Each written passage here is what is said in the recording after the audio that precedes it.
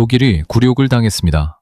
유럽이 자랑하던 차세대 미사일 체계가 북유럽의 작은 나라에서 퇴짜를 맞은 겁니다. 유럽 방산업계는 당연히 자신들이 선택받을 것이라고 생각했습니다. 같은 유럽이고 같은 나토 동맹이며 수십 년간 쌓아온 정치적 연대가 있었으니까요. 그런데 노르웨이는 그 모든 것을 무시했습니다. 유럽산 미사일 대신 아시아의 작은 나라가 만든 로켓 체계를 선택한 겁니다. 그것도 3조 원에 가까운 예산을 들여서요. 유럽 방산업계가 충격에 빠진 것은 단순히 계약을 이뤘기 때문이 아니었습니다. 노르웨이가 선택의 이유를 공개했을 때 유럽이 오랫동안 외면해온 불편한 진실이 세상 앞에 드러났기 때문입니다. 유럽은 단기간에 한국 수준의 장거리 정밀 미사일을 만들 능력이 없다는 것이었습니다. 도대체 한국의 천무가 무엇이길래 군사 강국 노르웨이가 유럽을 버리고 한국을 선택한 것일까요? 그리고 이 선택이 유럽 방산 시장 전체를 어떻게 뒤흔들고 있는지 그 충격적인 이야기가 지금부터 시작됩니다. 이야기 시작에 앞서 구독, 좋아요, 그리고 한국 최고 댓글로 한국을 응원해주세요. 안녕하세요. 저는 에릭 한센입니다. 노르웨이 국방부 산하 전력 획득국에서 17년간 근무했으며 나토 회원국들의 방산 조달 사업을 직접 설계하고 평가해온 전문가입니다. 현재는 독립방산 애널리스트로 활동하면서 유럽과 아시아 방산 시장의 흐름을 분석하고 있습니다. 저는 이 이야기를 가장 가까운 곳에서 지켜본 사람 중 하나입니다. 노르웨이가 차세대 장거리 정밀 타격 체계를 선택하는 과정에서 어떤 논의가 오갔는지, 그리고 최종 결정이 내려지기까지 내부에서 얼마나 치열한 검토가 이루어졌는지를 직접 목격했기 때문입니다. 솔직히 말씀드리면 저도 처음에는 한국의 천무가 최종 선택을 받을 것이라고 생각하지 않았습니다. 노르웨이는 나토 회원국입니다. 유럽 집단 방위 체계 안에서 움직이는 나라이고 방산 조달에서 유럽산 시스템을 우선하는 것이 정치적으로도 전략적으로도 자연스러운 선택이었습니다. 독일이 주도하는 유럽산 미사일 체계가 경쟁에 참여했고 미국의 하이마스라는 검증된 대안도 있었습니다. 그 상황에서 한국의 천무가 최종 승자가 된다는 것은 적어도 제가 이 사업을 처음 들여다봤을 때는 예상하기 어려운 결과였습니다. 그런데 평가 과정이 진행될수록 판도가 달라지기 시작했습니다. 그리고 그 변화의 중심에는 제가 오랫동안 과소평가해온 한국의 기술력이 있었습니다. 데이터를 확인하면 할수록 제가 한국 방산에 대해 가지고 있던 인식이 얼마나 낡은 것이었는지가 드러났습니다. 노르웨이가 이 사업을 본격적으로 추진하게 된 배경부터 먼저 말씀드려야 합니다. 러시아의 우크라이나 침공은 북유럽 안보 지형을 근본적으로 바꿔놓았습니다. 노르웨이는 러시아와 직접 국경을 맞대고 있는 나라입니다. 핀마르크 지역에서 러시아 국경까지의 거리는 불과 수십 킬로미터에 불과합니다. 우크라이나 전장에서 장거리 정밀 타격 능력이 전쟁의 판도를 결정하는 핵심 변수로 떠오르는 것을 지켜보면서 노르웨이 국방부 내부에서 자국의 장거리 타격 능력 공백에 대한 위기감이 빠르게 고조됐습니다. 노르웨이 의회가 190억 크로네, 우리 돈으로 약 2조 8천억 원 규모의 장거리 정밀 타격 체계 도입 예산을 승인한 것은 그 위기감의 직접적인 결과였습니다. 그리고 이 사업의 최종 후보로 압축된 것이 한국의 천무와 미국의 하이마스였습니다. 독일이 주도하는 유럽산 체계인 유로퍼스는 이미 경쟁에서 탈락한 상태였습니다. 저는 이 시점에서도 하이마스가 최종 선택을 받을 것이라는 예상이 더 자연스럽다고 생각했습니다. 미국과 노르웨이의 오랜 동맹 관계, 하이마스의 우크라이나 전장 실전 검증 기록, 그리고 나토 표준과의 높은 호환성이 모두 하이마스의 유리한 조건이었습니다. 한국의 천무는 그 모든 면에서 후발주자였고 제 경험상 방산 조달에서 후발주자가 기존 강자를 이기는 경우는 드물었습니다. 그런데 평가 기준이 하나씩 공개되기 시작하면서 제 판단이 흔들리기 시작했습니다. 그리고 천무의 실제 성능 데이터를 처음으로 들여다봤을 때 저는 수치를 다시 확인해야 했습니다. 천무의 성능 재원을 처음 검토했을 때 저는 자료 출처부터 의심했습니다. 최대 사거리 500km라는 수치가 기재돼 있었습니다. 발사 차량 한 대로 1분 안에 유도 로켓 12발을 연속 발사할 수 있으며 탄착 정확도를 의미하는 원형 공산 오차가 15m 이내라는 내용도 포함되어 있었습니다.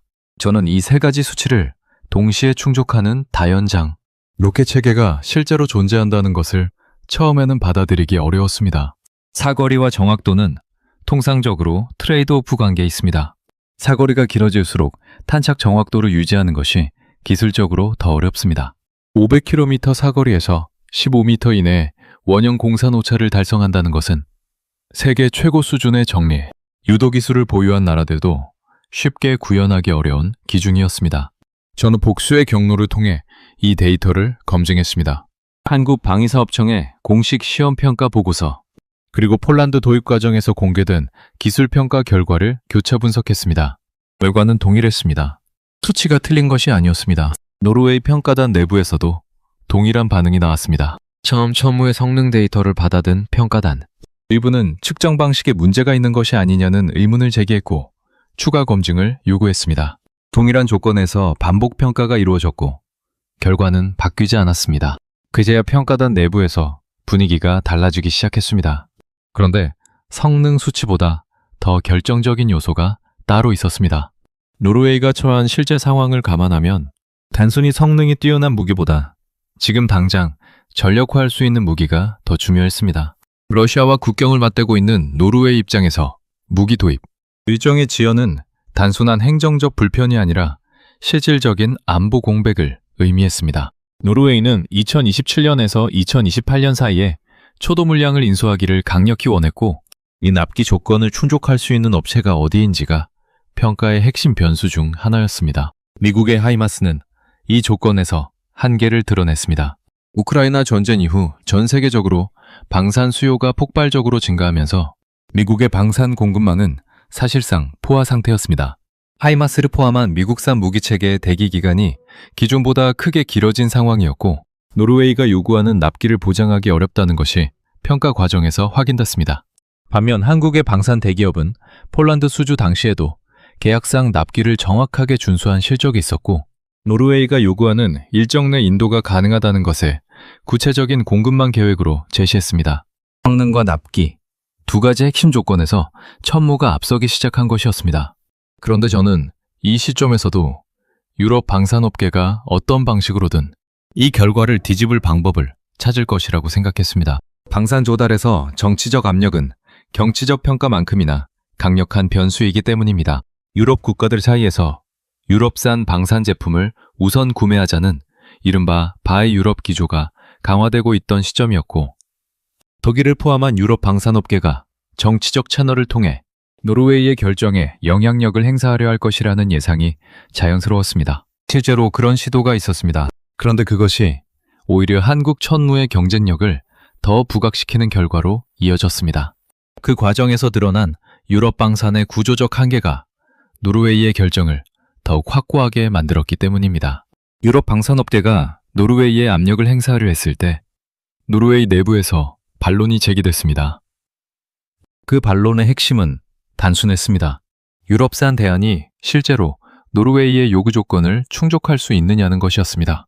독일이 주도하는 유로포스 체계가 경쟁에서 이미 탈락한 이유가 여기에 있었습니다. 성능과 납기 두 가지 모두에서 천무와 하이마스에 뒤졌고 정치적 연대라는 명분만으로는 그 격차를 메울 수 없었습니다. 노르웨이 국방 전문 매체 포르스바레츠 포rum에 실린 오슬로 핵 프로젝트 연구원의 분석은 이 현실을 가장 직접적으로 표현했습니다.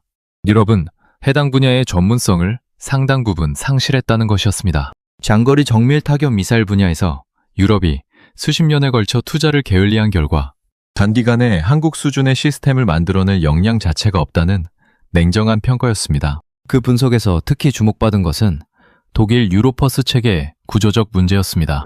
유로퍼스는 독일이 주도하지만 핵심 기술에서 미국과 이스라엘에 대한 의존도가 높은 시스템입니다. 이것이 왜 문제가 되는지는 우크라이나 전쟁 이후 더욱 분명해졌습니다.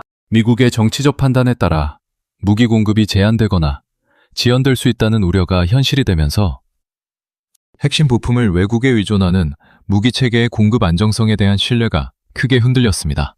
연구원이 트럼프와 같은 정치적 변수까지 고려하면 독일 체계는 공급 안정성 측면에서 불확실성이 크다고 평가한 것도 이 맥락에서 나온 것이었습니다. 반면 한국의 천무는 독자적인 미사일 개발과 생산 체계를 갖추고 있었습니다. 외국 기술 의존도가 낮은 복자 체계라는 것은 공급 결정이 다른 나라의 정치적 판단에 좌우되지 않는다는 것을 의미했습니다. 노르웨이가 천무를 선택하면 미국의 정치적 변화나 이스라엘과의 외교, 관계 변화와 무관하게 안정적인 공급과 지원을 받을 수 있다는 것이 평가 과정에서 중요한 가산점으로 작용했습니다. 노르웨이 국방연구소 소속 한국 미사일 전문가는 더 직접적인 질문을 던졌습니다. 노르웨이는 이미 여러 한국산 군사체계를 운영하고 있는데 왜 천무에 대해서만 유독 회의적인 시각이 제기되느냐는 것이었습니다. 노르웨이는 한국산 K9 자주포와 K10 탄약 고급체를 수년째 운용하면서 성능과 후속 지원 모두에서 높은 신뢰도를 경험해온 나라였습니다. 이미 검증된 파트너의 새로운 시스템을 도입하는 것과 검증되지 않은 새로운 공급자의 시스템을 도입하는 것 중 어느 쪽이 더 안전한지는 자명했습니다. 그 누적된 신뢰가 이번 결정에서 눈에 보이지 않는 경쟁력으로 작용했습니다. 저는 이 지점에서 한국 방산이 유럽 시장에서 얼마나 치밀하게 입지를 구축해왔는지를 비로소 이해하기 시작했습니다. 단순히 좋은 무기를 만드는 것이 아니라 운용 경험을 축적하고 신뢰를 쌓으며 다음 계약을 위한 기반을 만들어가는 방식으로 시장을 넓혀온 것이었습니다. K가는 자주포가 노르웨이에 깔린 것이 결국 천무 수주의 발판이 됐다는 사실이 그것을 가장 잘 보여줬습니다. 그런데 이 모든 과정을 결정적으로 뒤바꾼 변수가 따로 있었습니다. 그것은 한국도 노르웨이도 아닌 전혀 예상치 못한 제3의 나라에서 나왔습니다. 노르웨이의 천무 선택을 가능하게 한 결정적인 변수는 폴란드였습니다. 이것이 왜 중요한지를 이해하려면 방산 조달에서 공급망 안정성이 어떤 의미를 가지는지를 먼저 알아야 합니다. 아무리 성능이 뛰어난 무기 체계라도 유사시에 필요한 탄약과 부품을 안정적으로 공급받을 수 없다면 전력으로서의 가치가 크게 떨어집니다. 특히 전시 상황에서 공급망이 끊기는 것은 단순한 불편이 아니라 작전 수행 능력 자체의 붕괴를 의미합니다. 노르웨이가 천무를 선택하면서 가장 크게 우려했던 것이 바로 이 공급망 문제였습니다. 한국은 지리적으로 노르웨이와 멀리 떨어져 있고 위기 상황에서 한반도에서 유럽까지 탄약과 부품을 신속하게 수송하는 것은 현실적으로 어려울 수 있다는 우려가 제기됐습니다. 그 우려를 해소한 것이 폴란드의 천무 현지 생산 라인이었습니다. 폴란드는 유럽 국가 중 가장 먼저 한국 방산 기술을 전격적으로 받아들인 나라였습니다. 약 300대에 가까운 천무 시스템과 수천 발의 미사일을 도입하기로 하면서 동시에 핵심 기술인 미사일 제조 기술까지 이전받기로 합의했습니다. 한국의 방산 대기업과 폴란드 전자, 방산업체가 체결한 140억 주어티 규모의 미사일 현지 생산 합의가 그 출발점이었습니다. 폴란드 그루지온, 비엘코폴스키에 건설될 최첨단 생산 시설에서 앞으로 10,000발 이상의 정밀 유도 미사일이 생산될 예정이었습니다. 노르웨이가 사용할 천무 미사일이 한국이 아닌 폴란드에서 생산된다는 사실이 공개됐을 때 공급망에 대한 우려는 사실상 해소됐습니다. 유럽 안에 그것도 나토 회원국인 폴란드의 천무 미사일 생산 라인이 구축된다는 것은 유사시 공급 안정성이 보장된다는 의미였습니다. 노르웨이 정부가 공식 발표에서 폴란드의 미사일 생산 라인이 노르웨이를 포함한 유럽 고객들의 공급망 안정성과 신뢰성을 강화할 것이라고 명시한 것도 이 맥락에서였습니다. 폴란드 국방장관이 노르웨이의 결정을 크게 환영하며 폴란드가 유럽 군수 산업 지도에서 점점 더 중요한 거점으로 부상하고 있다고 강조한 것은 단순한 외교적 수사가 아니었습니다. 폴란드는 실제로 한국과의 전략적 파트너십을 통해 유럽 내 한국 방산 기술의 공급 허브 역할을 맡게 된 것이었습니다. 저는 이 구조를 파악하고 나서 한국이 유럽 방산 시장에 접근하는 방식이 얼마나 장기적으로 설계된 것인지를 실감했습니다. 한국은 폴란드라는 나라를 유럽 진출의 거점으로 설정하고 그 나라에 실질적인 생산 역량을 이전함으로써 유럽 전체에 대한 공급망을 구축했습니다. 폴란드가 먼저 한국 기술을 받아들이고 그 폴란드가 다시 유럽의 다른 나라들에게 한국 기술 기반의 무기를 공급하는 구조입니다. 한국이 직접 유럽 각국과 협상하는 것보다 훨씬 빠르고 효과적으로 시장을 넓힐 수 있는 방식이었습니다. 노르웨이의 천무 선택은 이 구조가 실제로 작동한다는 것을 증명한 첫 번째 사례였습니다. 그리고 이것이 앞으로 어떤 파장을 만들어낼지가 이 이야기에서 가장 충격적인 부분과 연결돼 있었습니다. 노르웨이의 최종 계약이 체결됐을 때 숫자 하나가 유럽 방산업계를 다시 한번 충격에 빠뜨렸습니다. 노르웨이는 원래 이 사업에 총 20억 달러의 예산을 배정했습니다.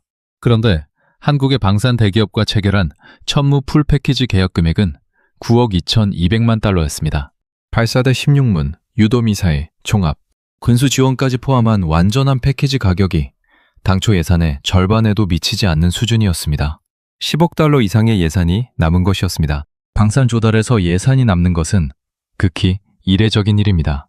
대부분의 방산 사업은 초기 예산을 초과하는 경향이 있고 유럽 방산 사업들의 경우 초과 비용이 30%에서 50%에 달하는 사례가 드물지 않습니다. 그런데 한국의 천무는 성능과 납기를 모두 충족하면서도 예산을 절반 이상 남기는 결과를 만들어냈습니다. 디펜스 익스프레스는 이 남은 예산이 운용 인프라 구축과 현지 기업의 생산, 참여 등 다른 사업에 할당될 수 있다고 보도했습니다. 노르웨이 입장에서는 최고 성능의 무기를 확보하면서 동시에 국방 예산의 효율성을 극적으로 높인 셈이었습니다. 천무가 단순히 저렴한 무기가 아니라는 것이 이 계약에서 분명하게 드러났습니다. 노르웨이에 공급되는 천무는 일반형이 아니었습니다. 노르웨이의 극저온 환경에서도 안정적으로 운용할 수 있도록 개량된 현지 맞춤형 모델이었습니다. 영하 수십 도의 환경에서의 시동 성능과 전자장비 신뢰성을 높이고 노르웨이의 기존 지휘 통제 체계와 완전히 호환되도록 조정된 것이었습니다. 극한 환경에 맞춘 설계 변경을 요구받고도 가격, 경쟁력을 유지했다는 것은 한국의 방산, 제조 역량이 단순한 가격 경쟁을 넘어서는 수준에 있다는 것을 보여줬습니다. 계약 구조에서도 한국의 자신감이 드러났습니다. 계약 금액의 120%에 해당하는 노르웨이 기업과의 산업협력 조건이 포함됐고 납품이 시작된 이후에만 대금이 지급되는 조건이 담겼습니다. 이것은 한국이 납기를 반드시 준수하겠다는 것을 계약 구조로 보장한 것이었습니다. 납품을 못하면 대금을 받지 못하는 구조에서 계약에 서명했다는 것은 그만큼 공급 역량에 대한 확신이 있다는 의미였습니다. 로이터 통신이 관계자들의 말을 인용해 보도한 내용은 이 계약의 본질을 가장 간결하게 정리했습니다. 천무는 최대 500km의 장거리 사격 능력 등 노르웨이가 요구하는 모든 조건을 충족했으며 납품 시간도 가장 빨랐다는 것이었습니다. 성능, 납기, 가격 세 가지 모두에서 경쟁자를 앞선 결과였습니다. 디펜스 뉴스는 이번 결정이 작전 성능 요건, 납품 일정, 그리고 실전 경험이 풍부한 시스템의 필요성을 고려한 것이며 유럽산 경쟁자는 이러한 분야에서 여전히 뒤처져 있다고 보도했습니다. 유럽의 독자적 정밀 타격 능력을 상징하던 독일 주도 시스템의 노르웨이 수주 실패가 독일 방산업계에 큰 충격을 안겼다는 분석도 함께 나왔습니다. 저는 이 결과가 단순히 하나의 계약에 그치지 않는다는 것을 이 시점에서 명확하게 인식했습니다. 노르웨이의 선택이 향후 유럽 방산 시장에서 어떤 연쇄 효과를 만들어낼지가 이 이야기에서 아직 드러나지 않은 가장 중요한 부분이었습니다. 그리고 그 연쇄 효과의 방향을 이해하기 위해서는 한국이 유럽 방산 시장에서 지금까지 어떤 경로로 움직여왔는지를 처음부터 다시 들여다봐야 했습니다. 노르웨이의 결정이 공식 발표된 직후 유럽 방산업계 내부의 반응은 표면적으로 드러난 것보다 훨씬 심각했습니다. 단순히 한 건의 계약을 잃은 것이 아니라 유럽 방산의 구조적 한계가 동맹국의 공식 결정을 통해 전 세계 앞에 드러난 것이기 때문이었습니다. 유럽 방산업계가 수십 년간 유지해온 기술적 우위라는 자기인식이 근본적으로 흔들리는 사건이었습니다. 독일 방산업계에서 나온 반응은 두 가지였습니다. 한쪽에서는 노르웨이의 결정이 정치적 판단보다 순수한 기술 평가에 기반했다는 점을 인정하면서 유럽 방산 역량의 재건이 시급하다는 목소리가 나왔습니다. 장거리 정밀 타격 분야에서 유럽이 보여준 기술적 공백이 이번 사건을 통해 더 이상 부정할 수 없는 현실로 확인됐다는 평가였습니다. 다른 한쪽에서는 나토 동맹국이 비유럽 국가의 무기 체계를 선택한 것이 유럽 방산 통합에 미치는 부정적인 영향을 우려하는 목소리도 있었습니다. 그러나 두 가지 반응 모두가 공통적으로 인정한 것이 있었습니다. 한국이 만든 것이었습니다.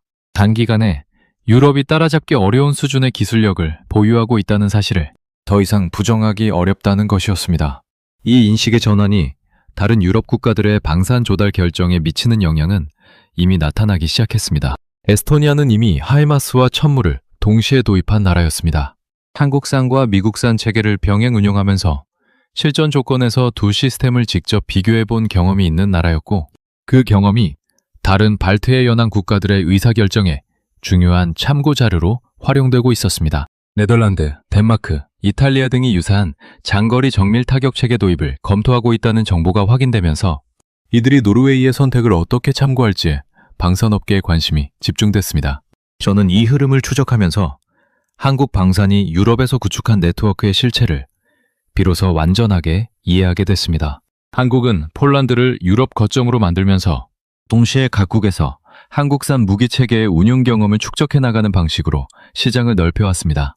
노르웨이의 K9 자주포 운용 경험이 천무 선택에 영향을 줬고, 에스토니아의 천무 운용 경험이 다른 나라들의 검토에 참고됐으며, 폴란드의 대규모 도입이 공급망 안정성을 보증하는 역할을 했습니다. 이 모든 것이 하나의 연결된 전략 안에서 작동하고 있었습니다. 한국이 유럽 방산 시장에 처음 진입했을 때 유럽은 한국을 진지한 경쟁자로 보지 않았습니다. 가격이 저렴한 대안 정도로 인식했고, 기술 수준이 유럽 기준에 미치지 못할 것이라는 선입견이 지배적이었습니다. 그 선입견이 결정적으로 무너진 것이 바로 노르웨이의 천무 선택이었습니다. 저는 이 모든 과정을 직접 지켜보면서 처음에 제가 가졌던 판단이 얼마나 근거 없는 것이었는지를 인정할 수밖에 없었습니다. 방산 조달에서 17년을 일하면서 저는 기술보다 정치가, 성능보다 동맹이 더 강한 변수로 작용하는 경우를 수없이 봐왔습니다. 그런 경험이 한국의 천무가 유럽 방산 시장에서 주류가 되는 것은 오랜 시간이 걸릴 것이라는 판단의 근거가 됐습니다. 기술이 아무리 뛰어나도 정치적 장벽을 넘는 것이 더 어렵다는 것이 제 경험에서 나온 확신이었습니다. 그런데 노르웨이는 그 확신을 뒤집었습니다. 실전에서 검증된 시스템과 안정적인 공급망을 원한다는 노르웨이 국방 관계자의 말은 방산 조달의 본질이 무엇인지를 가장 명확하게 표현한 것이었습니다. 정치적 연대나 지리적 연관성이 아니라 실제로 작동하는 무기를 제때 공급받을 수 있는가 하는 것이 결정의 기준이었습니다. 한국은 그 기준을 충족했습니다. 그것도 성능, 납기, 가격 세 가지를 동시에 충족하는 방식으로 경쟁자들이 어느 하나도 따라잡지 못하는 수준에서 충족했습니다. 수십 년간 유럽이 장거리 정밀 타격 분야에서 투자를 소홀히 하는 동안 한국은 조용히 그 역량을 쌓아왔습니다. 탄도 및 장거리 정밀 미사일 분야에서 수십 년간 기술을 축적해온 결과가 지금 유럽의 심정부에서 인정받고 있었습니다. 무시당하면서도 개발을 멈추지 않았고, 저평가받으면서도 기술을 갈고 닦았으며, 시장의 변방에서 시작해 이제는 나토 동맹국들의 핵심 전력을 책임지는 위치에 올라섰습니다. 노르웨이의 선택은 끝이 아니었습니다. 네덜란드가 검토하고 덴마크가 주목하며 이탈리아가 관심을 갖기 시작한 것은 한국 방산의 유럽 진출이 이제 본격적으로 시작됐다는 신호였습니다. 그리고 그 흐름의 출발점이 된 노르웨이의 결정 뒤에는 수십 년에 걸쳐 한 걸음씩 기술을 쌓아온 한국의 긴 여정이 있었습니다. 유럽이 뒤늦게 인정한 것을 한국은 이미 오래전부터 알고 있었습니다. 진짜 기술 앞에서 정치적 장벽은 영원히 유지될 수 없다는 것을.